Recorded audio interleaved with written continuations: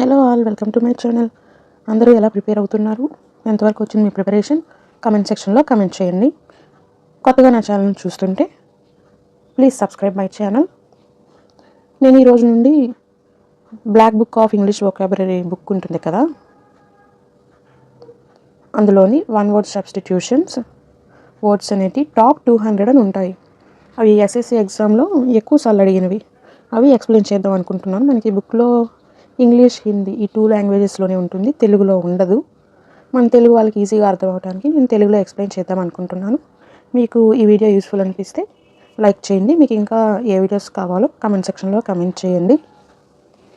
ఇంకా video start చేద్దాం. First word వచ్చేసి ఫిలాంథ్రపిస్ట్. ఫిలాంథ్రపిస్ట్ అంటే a person who loves all mankind or someone who freely gives money and help to people who need it. అంటే ఇతరులకి ఫ్రీగా సాయం చేసే వాళ్ళని ఫిలాంథ్రపిస్ట్ అంటారు. అంటే తిరిగి ఏ సహాయం కోరకుండా ఫ్రీగా, అంటే ఇప్పుడు చారిటీస్కి మనీ ఇస్తుంటారు కదా, డొనేషన్లు, అలాగా తిరిగి ఏం ఆశించకుండా అలాంటి వాళ్ళని ఫిలాంథ్రపిస్ట్ అంటారు.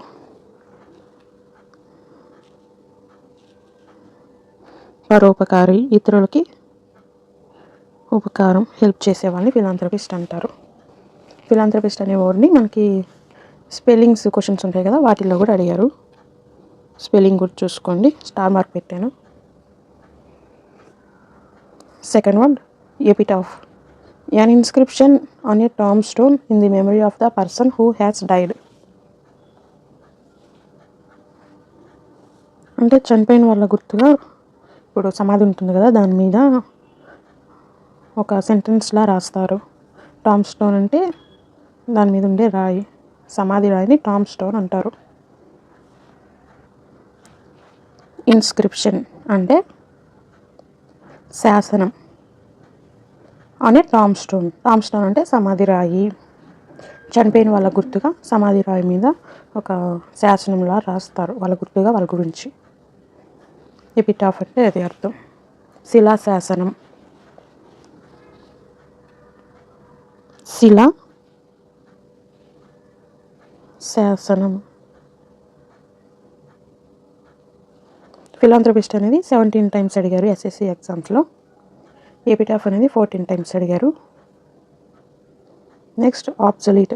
Something no longer in use. అంటే వాడుకలో లేని దాన్ని ఆబ్సొలీట్ అంటారు. వాడుకలో లేనిది. దీన్ని కూడా స్పెల్లింగ్ క్వశ్చన్గా అడిగి ఉన్నారు. స్పెల్లింగ్ గుర్తుపెట్టుకోండి ఆబ్సొలీట్ అనే దాన్ని. Next one illegible. అంటే hand writing which is difficult or impossible to read. చదవడానికి వీలు లేని విధంగా ఉన్నదాన్ని ఇల్లెజిబుల్ అంటారు. అంటే ఫర్ ఎగ్జాంపుల్ ఇప్పుడు చైనీస్ లాంగ్వేజ్ ఉంది, దాన్ని మనం చదవలేము కదా, ఎందుకంటే మనకి అది రాదు, ఆ లాంగ్వేజ్ రాదు కాబట్టి మనం చదవలేము, కష్టంగా ఉంటుంది.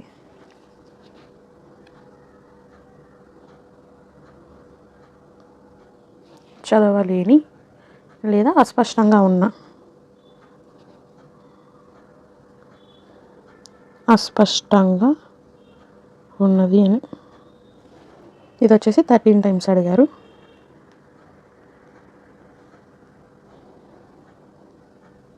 ఇది కూడా మనకి స్పెల్లింగ్స్ క్వశ్చన్లో అడిగారు. ఇది స్టార్ మార్క్ ఇచ్చంటే స్పెల్లింగ్ క్వశ్చన్గా కూడా అడుగున్నారని అర్థం.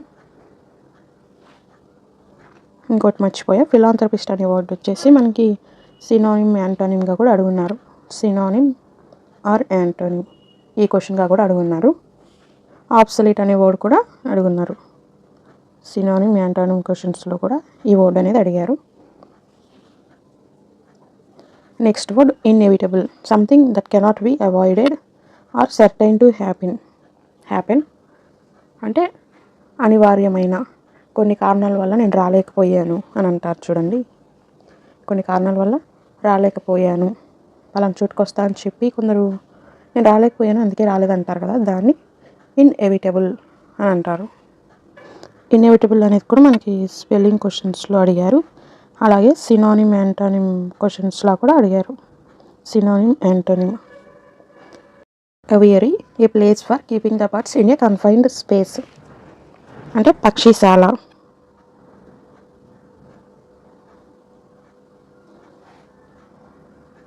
ఇప్పుడు పశుశాల అంటారు కదా, అలాగే పక్షులను కూడా ఒక స్పేస్లో ఉంచుతారు, దాన్ని పక్షిశాల అంటారు. నెక్స్ట్ వర్డ్ అవియరీ అనేది కూడా మనకి స్పెల్లింగ్స్లో అడుగున్నారు. ఈ స్పెల్లింగ్ కూడా గుర్తుపెట్టుకోండి. ఇది 14 టైమ్స్ అడిగారు మనకి ఎస్ఎస్సిలో. Next one contemporary. కాంటెంపరీ అంటే belonging to the same time or a person living in the same age with another. అంటే ఒక 2 పర్సన్స్ సేమ్ ఏజ్ అయినా అయి ఉండొచ్చు, లేకపోతే అంటే సమాన వయసు కలిగిన అయి ఉండొచ్చు, లేకపోతే ఒకే టైంకి సంబంధించిన వాళ్ళు. ఫర్ ఎగ్జాంపుల్ ఇప్పుడు జనరల్గా అంటుంటారు కదా, వీళ్ళు మా ఏజ్ వాళ్ళు, ఫలానా వాళ్ళు మీ ఏజ్ వాళ్ళు అని పర్టికులర్ జనరేషన్ని ఉద్దేశించి మాట్లాడతారు కదా, వాళ్ళు ఒక జనరేషన్ వీళ్ళు ఒక జనరేషన్ అని అలా అనుకోవచ్చు. ఇప్పుడు 1990స్కి బిలాంగ్ అయ్యే వాళ్ళు ఉంటారు కదా, 1990 to 2000 లోపు ఒక జనరేషన్ ఉంటుంది కదా, ఆ ఏజ్కి సంబంధించిన వాళ్ళు అని. అలాగా ఒకే సేమ్ ఇయర్లో ఉండే వాళ్ళని కానీ ఒకే ఏజ్ కలిగిన వాళ్ళని కాంటెంపరీ అంటారు. ఈ కాంటెంపరీ అనేది కూడా మనకి స్పెల్లింగ్స్లో అడిగారు. Next one stoic. స్టాయిక్ అంటే a person who can endure pain or hardship without showing his feelings or complaining. అంటే పెయిన్ని భరించగలిగేవాడు, ఎక్స్ప్రెస్ చేయకుండా తనలో తనే భరిస్తారు కదా, వాళ్ళని స్టాయిక్ అంటారు. పెయిన్ కూడా తట్టుకోగలిగేవాళ్ళు. నెక్స్ట్ వన్ అంటే one who does not believe in the existence of God. నాస్తికుడు. ఇది స్పెల్లింగ్స్లో అడిగారు అండ్ ఎస్ఎస్సి ఎగ్జామ్లో 14 టైమ్స్ అడుగున్నారు. ఇవి ఇక్కడ రెడ్లో రాసింది. ఎస్ఎస్సి ఎగ్జామ్లో ఎన్నిసార్లు ఈ వర్డ్ అనేది రిపీట్ అయ్యింది అనే దానికి ఇక్కడ బ్రాకెట్లో రాస్తున్నాను, చూసుకోండి. Next one cartographer. అంటే a person who draws or make maps. మీకు ఎగ్జాక్ట్ తెలుగు మీనింగ్ అంటే 1 సెకండ్, మ్యాప్లు తయారు చేసే వ్యక్తి. అంటే తను రూట్ మ్యాప్స్ ఉంటాయి కదా, అవి క్రియేట్ చేస్తారు, డ్రా చేయటం కానీ, వాళ్ళని కార్టోగ్రాఫర్ అంటారు. నేను కొంచెం స్లోగానే ఎక్స్ప్లెయిన్ చేస్తున్నాను, మీకు అర్థమవుతుంటే కొంచెం స్పీడ్ పెట్టి వీడియో చూడండి ఫాస్ట్ ఫార్వర్డ్లో, అంటే అందరికి అర్థం అవ్వాలి కదా, అందుకే నేను కొంచెం స్లోగానే చెప్తున్నా. కార్టోగ్రాఫర్ అంటే a person who draws or make maps. మ్యాప్లు తయారు చేసే వ్యక్తి. Next one claustrophobia. క్లాస్ట్రోఫోబియా అంటే an extreme fear of being in a small confined place. అంటే ఒక చిన్న ప్లేస్లో బంధించిన విధంగా, క్లోజ్ రూమ్ ఉంటుంది కదా, అట్లాంటి ప్లేస్లో ఉండాలనుకుంటే కొంతమంది భయపడుతుంటారు క్లోజ్డ్ స్పేస్లో, వాళ్ళకి క్లాస్ట్రోఫోబియా ఉందని అంటారు. అంటే చిన్న స్పేస్లో క్లోజ్డ్ ప్లేస్ ఉంటుంది కదా, దాంట్లో ఉండటానికి భయపడే వాళ్ళని క్లాస్ట్రోఫోబియా ఉంది అని అంటారు. ఆమ్నిసియంట్. One who knows everything. సర్వం తెలుసు నాకు అని అనుకుంటారు కదా, వాళ్ళని ఆమ్నిసియంట్ అంటారు. తెలుగులో సర్వజ్ఞుడు.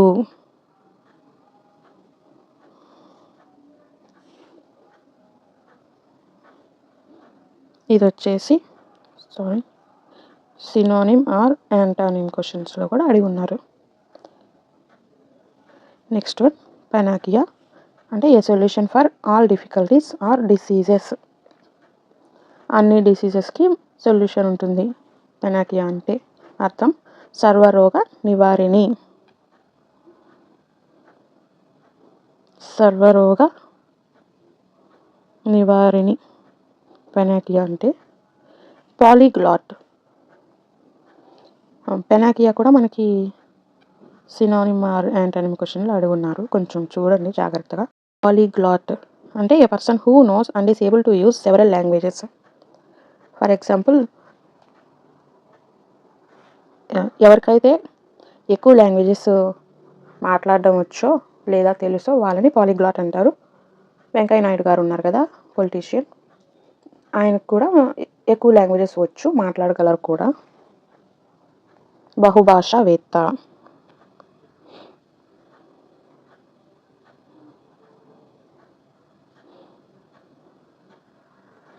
క్రొనాలజీ అంటే an arrangement of events or dates in the order of their occurrence. ఒక సిరీస్ ప్రకారం అరేంజ్ చేసేదాన్ని క్రొనాలజీ అంటారు.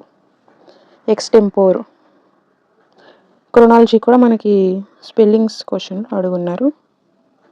Extempore a speech or presentation without previous preparation. ముందుగా ఏ ప్రిపరేషన్ అనేది లేకుండా ఏదైనా స్పీచ్ కానీ ప్రెజెంటేషన్ కానీ ప్రిపేర్ చేశారంటే దాన్ని ఎక్స్టెంపోర్ అంటారు.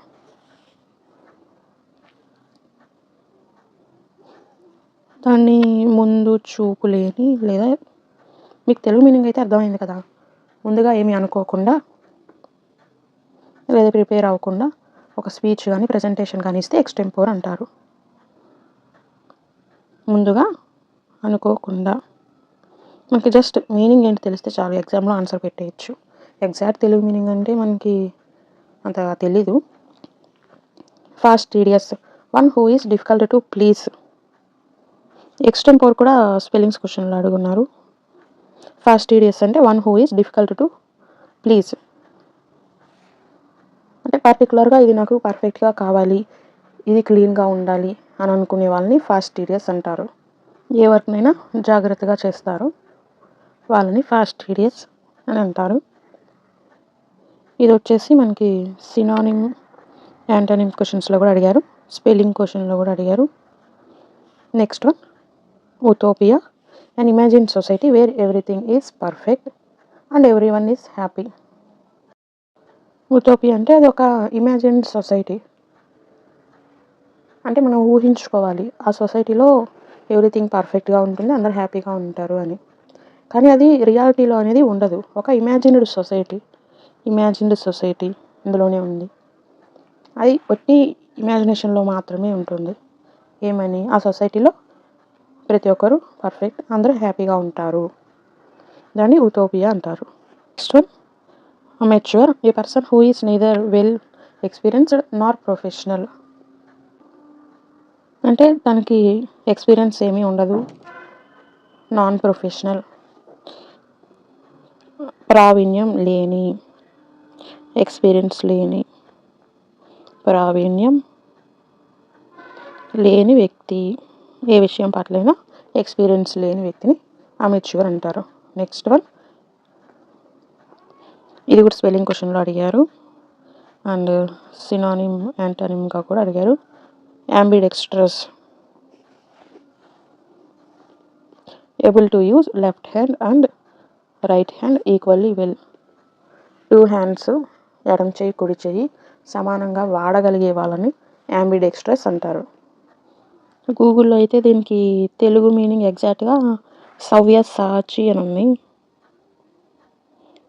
సవ్యసాచి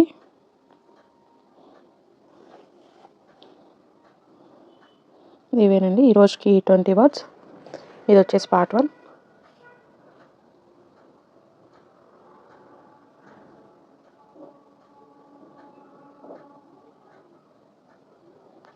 డైలీ 20 వర్డ్స్ అయినా నేర్చుకోండి.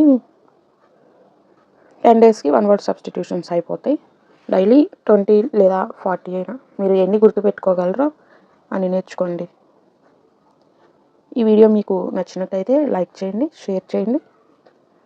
మీకు నా ఎక్స్ప్లెనేషన్ అర్థమవుతుందో లేదో కూడా కామెంట్ సెక్షన్లో కామెంట్ చేయండి, నేను ఇంప్రూవ్ చేసుకుంటాను. వీడియో స్లో అనిపిస్తే కొంచెం ఫాస్ట్ ఫార్వర్డ్ పెట్టి చూడండి, అందరికీ అర్థం అవ్వాలి కదా అని చెప్పి స్లోగా చెప్తున్నాను. Thanks for watching.